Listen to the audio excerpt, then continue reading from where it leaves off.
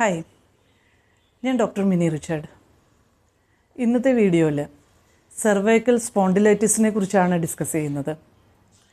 കഴിഞ്ഞ വീഡിയോയിൽ സ്പോണ്ടിലോസിസിനെ കുറിച്ച് പറഞ്ഞിരുന്നു.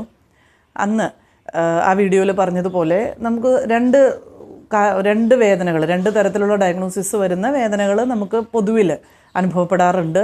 അത് പുരുഷന്മാർക്കോ സ്ത്രീകൾക്കോ അങ്ങനെ പ്രത്യേകിച്ച് വ്യത്യാസമൊന്നുമില്ല. നല്ലതുപോലെ നല്ലൊരു ശതമാനം പേർക്കും ഇപ്പോൾ കണ്ടുവരുന്ന ഒരു ബുദ്ധിമുട്ട് തന്നെയാണ് ഈ രണ്ട് അസുഖങ്ങൾ. ഇത് മറ്റൊന്നുമല്ല, നമുക്ക് നട്ടെല്ലിനുണ്ടാകുന്ന തേയ്മാനം കൊണ്ട് വരുന്നതാണ്.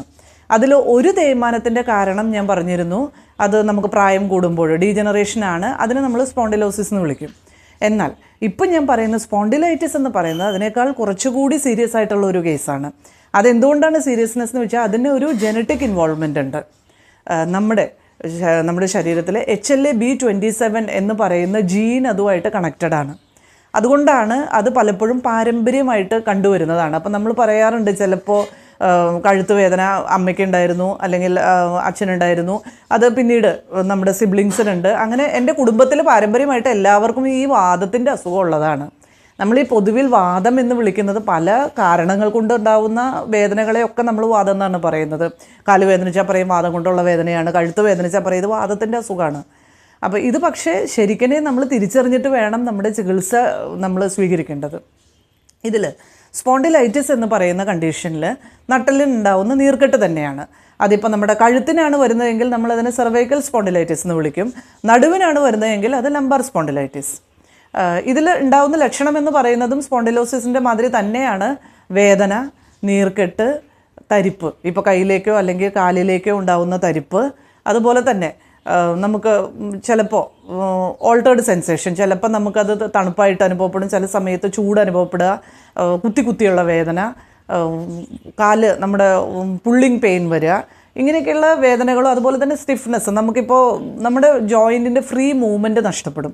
ഇപ്പോൾ നമുക്ക് ഫ്രീ ആയിട്ട് കഴുത്ത് തിരിക്കാനോ അനക്കാനൊക്കെ ബുദ്ധിമുട്ടുണ്ടാവും. അതല്ലെങ്കിൽ നടുവ് നമുക്ക് ഫ്രീ ആയിട്ട് കുനിയാനോ നിവരുമ്പോഴൊക്കെ നമ്മൾ അയ്യോ ഒരു പിടുത്തം, ഒരു വേദന എന്നിങ്ങനെ പറയുന്ന തരത്തിൽ അനുഭവപ്പെടുന്നു. ഇതാണ് ശരിക്കും സെർവൈക്കൽ സ്പോണ്ടിലൈറ്റിസിൻ്റെ ലക്ഷണങ്ങളായിട്ട് വരുന്നത്. ഇതിൻ്റെ കാരണം എന്ന് പറയുന്നത് ഞാൻ നേരത്തെ പറഞ്ഞതുപോലെ ചിലരിൽ അത് ജനറ്റിക്കാണ്, മറ്റ് ചിലരിൽ അത് വരുന്നതിൻ്റെ കാരണം നീർക്കെട്ട് തന്നെയാണ്. ആ നീർക്കെട്ട് പല കാരണങ്ങൾ കൊണ്ട്, അതായത് സർക്കുലേഷൻ കുറയുന്നത് കൊണ്ടുണ്ടാവാം. അതുപോലെ തന്നെ നമ്മൾ ഒരു പൊസിഷനിൽ കണ്ടിന്യൂസ് ആയിട്ട് ഇരുന്ന്, അല്ലെങ്കിൽ നമ്മൾ ഓക്വേർഡായിട്ടുള്ള പൊസിഷനിൽ നമ്മൾ കുറേ നേരം ഒരേപോലെ ഇരുന്ന് ചിലവഴിക്കുമ്പോഴും ഈ സ്പോണ്ടിലൈറ്റിസ് ഉണ്ടാവാറുണ്ട്. നീർക്കെട്ട് തന്നെയാണത്. പക്ഷേ ഇതൊന്നുമല്ലാതെ ആങ്കൈലോസിങ് സ്പോണ്ടിലൈറ്റിസ് എന്ന് പറഞ്ഞൊരു കണ്ടീഷനുണ്ട്. അതെന്ന് വെച്ച് കഴിഞ്ഞാൽ നമ്മളിപ്പോൾ ഈ സ്പോണ്ടിലൈറ്റിസ് നമ്മുടെ ഈ നട്ടലിൻ്റെയോ അല്ലെങ്കിൽ കഴുത്തിൻ്റെയോ ഒക്കെ ഈ ബുദ്ധിമുട്ട് നമ്മൾ ചികിത്സിക്കാതെ കുറച്ച് കാലം ഇതിങ്ങനെ അത് സാരമില്ലെന്നേ, കുഴപ്പമില്ല, അത് പൊക്കോട്ടെ എന്ന് പറഞ്ഞ് നമ്മൾ വച്ചിരുന്ന് കുറച്ച് കാലം ഇത് നീണ്ടു നിന്ന് കഴിയുമ്പോൾ നമ്മുടെ നട്ടെല്ലുകൾ തമ്മിൽ യോജിക്കാൻ തുടങ്ങും. അതായത് അത് ഫ്യൂസ് ചെയ്യാൻ തുടങ്ങും, ഒട്ടിച്ചേരുന്ന പോലെ. അങ്ങനെ വരുമ്പോഴുണ്ടാകുമ്പോൾ പിന്നെ നമുക്ക് മൂവ്മെൻറ്റ് പോസിബിൾ അല്ല. ശരിക്കും കൂന് വന്നതുപോലെ, അല്ലെങ്കിൽ നടുവൊക്കെ ഇങ്ങനെ ബാംബൂ സ്പൈൻ എന്നൊക്കെ പറയുന്ന പോലെ വടി പോലെ ആയി പോവും. നമുക്ക് കുനിയാനോ നിവരാനോ അല്ലെങ്കിൽ ചെരിയാനോ ഒന്നും സാധിക്കാത്ത രീതിയിൽ നല്ല വേദനയോടുകൂടി, തീവ്ര വേദനയോട് കൂടിയിട്ട് ഇതെല്ലാം ഒട്ടിപ്പോയ പോലെയുള്ള ഒരവസ്ഥ വരും. നമ്മുടെ നട്ടെല്ലെന്ന് പറഞ്ഞാൽ നമുക്കറിയാം പല ബ്ലോക്ക് മാതിരിയാണത്. അതിങ്ങനെ ഇടയിൽ കുറച്ച് എന്താ പറയുക, ബട്ടർ ഇട്ട് വയ്ക്കുന്നത് പോലെ സെർവൈക്കൽ ഡിസ്ക് ഉണ്ട്, അല്ലെങ്കിൽ ലംബാർ ഡിസ്ക് ഉണ്ട്. അപ്പോൾ ഇൻ്റർവെർട്ടിബ്രൽ ഡിസ്ക് അത് അതിൻ്റെ ഇടയിലുള്ളതാണ്. അപ്പോൾ നമുക്ക് ആ മൂവ്മെൻറ്റ് ഏറ്റവും ഫ്രീ ആയിട്ട് കിട്ടാൻ വേണ്ടിയിട്ടാണ് അത് സ്ട്രക്ചറലി അങ്ങനെ തന്നെയാണ് അതിനെ പ്ലാൻ ചെയ്തിട്ടുള്ളത്. പക്ഷേ അതെല്ലാം കൂടി അന്ന് ഫ്യൂസായി പോയി കഴിയുമ്പോൾ പിന്നെ നമ്മൾക്ക് അതിന് പ്രത്യേകിച്ച് ഒന്നും ചെയ്യാനില്ല. അത് നമ്മൾ ശരിക്കും വളരെ വേദനാജനകമായിട്ടുള്ള ഒരു അവസ്ഥയിലേക്ക് അത് എത്തിക്കും. അപ്പോൾ ഇതൊന്നും സംഭവിക്കാതെ നമുക്ക് ഇതിനെ ആയുർവേദത്തിൽ ചികിത്സിച്ച് ഒരു പരിധിവരെ ഭേദപ്പെടുത്താൻ കഴിയും. നമ്മൾ ശരിക്കും സ്പോണ്ടിലോസിസിനെ പലപ്പോഴും സ്പോണ്ടിലൈറ്റിസ് ആയിട്ട് വിളിക്കാറുണ്ട്. അതെല്ലാം നീർക്കെട്ട് എന്നുള്ള അർത്ഥത്തിലാണ് അങ്ങനെ പൊതുവിൽ ഡയഗ്നോസിസ് വരാറുള്ളത്. പക്ഷെ നമ്മളത് ശരിക്കും തിരിച്ചറിഞ്ഞ് ചികിത്സിക്കുമ്പോൾ ആയുർവേദത്തിലെ ചികിത്സ രണ്ടിനും വ്യത്യസ്തങ്ങളാണ്. സ്പോണ്ടിലോസിസ് തേയ്മാനത്തിൻ്റെ ചികിത്സയാണെങ്കിൽ, പ്യുവർലി വാദത്തിൻ്റെ ചികിത്സയാണെങ്കിൽ, ഈ സ്പോണ്ടിലൈറ്റിസ് എന്ന് പറയുന്നത് പിത്തത്തിൻ്റെ ചികിത്സയാണ് നമ്മൾ ചെയ്യേണ്ടത്. അപ്പോൾ അതിന് വാദത്തിന് കൊടുക്കുന്ന മരുന്നുകൾ കൊടുത്തു കഴിഞ്ഞാൽ വേദനയ്ക്ക് തൽക്കാല ശമനം കിട്ടുമെങ്കിലും അത് ഒരിക്കലും പരിപൂർണമായിട്ട് ഭേദപ്പെടില്ല. അതിന് നമ്മൾ പിത്തത്തിൻ്റെ ചികിത്സ തേടി കഴിയുമ്പോൾ, പിത്തത്തിൻ്റെ ചികിത്സ എന്ന് ഞാൻ പറയുമ്പോൾ പ്രത്യേകിച്ചും നമുക്ക് ട്രീറ്റ്മെൻറ്റ്, പഞ്ചകർമ്മ ട്രീറ്റ്മെൻറ്റ് ആണെങ്കിൽ ആദ്യം നമ്മുടെ നീർക്കെട്ടൊക്കെ പോകാൻ അല്ലെങ്കിൽ മസിൽ സ്റ്റിഫ്നെസ്സൊക്കെ പോകാൻ വേണ്ടിയിട്ട് നമുക്ക് പൊടിക്കിഴിയൊക്കെ നമുക്ക് ചെയ്യാം. പക്ഷേ അത് കഴിഞ്ഞിട്ട് അതിന് ചികിത്സ എന്ന് പറയുന്നത് ക്ഷീരവസ്തി പോലെയുള്ള രക്തവാതത്തിൻ്റെ ചികിത്സയാണ്.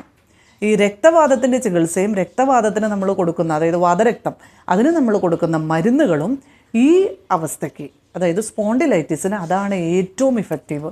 പലപ്പോഴും ഞാൻ കണ്ടിട്ടുണ്ട് പല പേഷ്യൻസും ഇപ്പോൾ അങ്ങനെ നമ്മൾ വാതത്തിൻ്റെ മരുന്ന് കഴിച്ചു, വാതത്തിൻ്റെ വേദനയല്ലേ അപ്പോൾ അത് മരുന്ന് കഴിച്ചു, പക്ഷെ അത് മാറുന്നില്ല എന്ന് പറഞ്ഞ് എൻ്റെ ക്ലിനിക്കിൽ വരുന്ന ആളുകളുണ്ട്.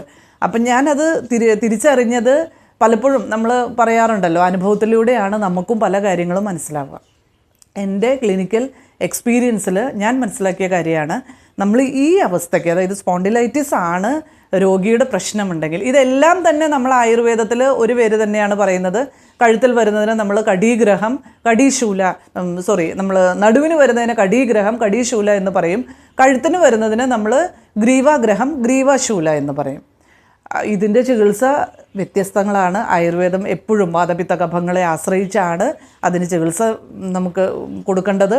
അപ്പോൾ ഈ സ്പോണ്ടിലൈറ്റിസിൽ എപ്പോഴും പിത്തത്തിൻ്റെ മരുന്നുകളും പിത്തത്തിൻ്റെ ചികിത്സയാണ് അതിന് ഇഫക്റ്റീവ്. അതിൽ ഏറ്റവും കൂടുതൽ വാതരക്തത്തിന് നമ്മൾ കൊടുക്കുന്ന ഒരു ഘൃതമുണ്ട്, നെയ്യ്, ഗുഗുലുതിക്തകം ഘൃതം. അത് ഈ രോഗത്തിന് ഏറ്റവും നല്ലതായിട്ട് ഫലം ചെയ്യുന്ന ഒരു ഔഷധമാണ്. അതിപ്പോൾ ഘൃതം കഴിക്കാൻ ബുദ്ധിമുട്ട്, അതായത് നെയ്യ് ഡയറക്റ്റ് കഴിക്കാൻ ബുദ്ധിമുട്ടുള്ളവർക്ക് ഇന്നിപ്പോൾ പല കമ്പനികളും അത് ക്യാപ്സ്യൂൾ ഫോമിൽ അവൈലബിൾ ആക്കിയിട്ടുണ്ട്. ആര്യവൈദ്യ ഫാർമസി, കേരള ആയുർവേദ, അങ്ങനെയുള്ള കമ്പനികളൊക്കെ GT ക്യാപ്സ്യൂളെന്നും GT ഘൃതം ക്യാപ്സ്യൂളെന്നും എന്നൊക്കെ പറഞ്ഞ് ഗുഗുലുതിക്തകം ഘൃതത്തിൻ്റെ ക്യാപ്സ്യൂൾ മാർക്കറ്റിൽ അവൈലബിൾ ആക്കിയിട്ടുണ്ട്. പക്ഷേ ഈ മരുന്ന് നമ്മൾ സ്വന്തം ഇഷ്ടപ്രകാരം വാങ്ങി കഴിക്കരുത്. ഈ മരുന്നുകളൊക്കെയും ഒരു നല്ല ആയുർവേദ ഡോക്ടറുടെ ഉപദേശപ്രകാരം കഴിക്കേണ്ടതാണ്. അതുപോലെ തന്നെ ഈ അവസ്ഥയിൽ നമുക്ക് ചികിത്സയുമുണ്ട്. പഞ്ചകർമ്മ ചികിത്സ ഞാൻ പറഞ്ഞതുപോലെ പൊടിക്കിഴിയും അതിനുശേഷം ക്ഷീരവസ്തിയും ചെയ്തു കഴിഞ്ഞാൽ ഈ അസുഖത്തിന് നല്ല രീതിയിൽ മാറ്റം വരാറുണ്ട്. ഈ രോഗം നമ്മൾ ചികിത്സിക്കാതിരുന്നു കഴിഞ്ഞാൽ അത് നമ്മൾക്ക് സ്ഥിരമായിട്ടുള്ള ഒരു നമ്മുടെ സ്ട്രക്ചറൽ ഡിഫോമിറ്റിയിലേക്ക് നയിക്കും. നമ്മുടെ ആകാരം തന്നെ മാറിപ്പോകുന്ന അനാറ്റമിക്കൽ ഡിഫക്റ്റിലേക്ക് നയിക്കുന്ന അവസ്ഥയിലെത്തും.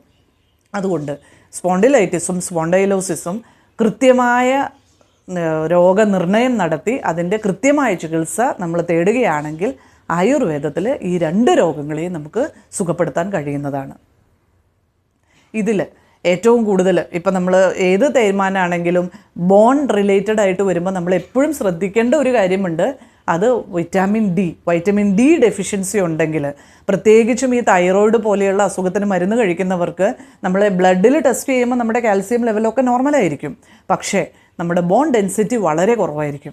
അപ്പോൾ എപ്പോഴും ഈ 2 രോഗം, അതായത് സ്പോണ്ടിലോസിസ് ആയാലും സ്പോണ്ടിലൈറ്റിസ് ആയാലും, നമുക്ക് ഈ 2 രോഗത്തിനും കാൽസ്യത്തിൻ്റെ ഡെഫിഷ്യൻസിയും വിറ്റമിൻ ഡിയുടെ ഡെഫിഷ്യൻസിയും നമ്മൾ കൃത്യമായിട്ട് അത് പരിഹരിക്കുക എന്നുള്ളത് ഈ രോഗത്തിൻ്റെ ചികിത്സയിൽ ഒരു പ്രധാന ഭാഗം തന്നെയാണ്.